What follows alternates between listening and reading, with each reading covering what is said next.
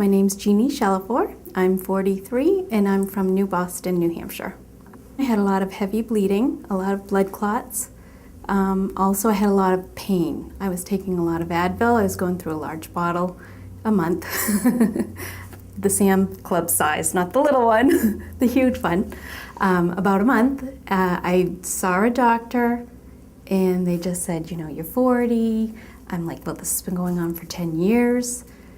I think it's something more than that.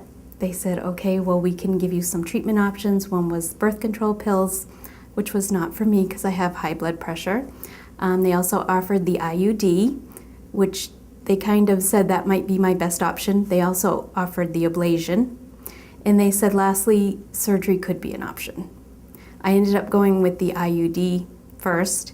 Did not work for me. I had it in for 5 months and never stopped bleeding. So I went to bed. My boyfriend kept poking me all night because he knew I was going to the bathroom every 15 minutes to change. I was sleeping on a garbage bag because I didn't want to ruin everything. And he would put his hand under my nose to make sure I was breathing. He was afraid I wasn't going to wake up. So I said, should I call somebody? So I ended up calling Ask a Nurse. They did refer me to another gynecologist. And they said, you might want to go to the emergency room. I was told because I had so much bleeding, I was anemic at the time. And they said the Da Vinci would be an excellent resource for me because the bleeding would be minimal. So I took the pamphlet, wrote down the information, went online, and then when I went in for my appointment, I said, I'm ready. I was in so much pain, so much embarrassment every day that I didn't care. I was hooked up to a morphine machine and they kept telling me, go ahead and push the button. I was telling them I didn't really need it because I didn't have any pain. I did have a little pain in my right shoulder from some air that was left in my body from the surgery.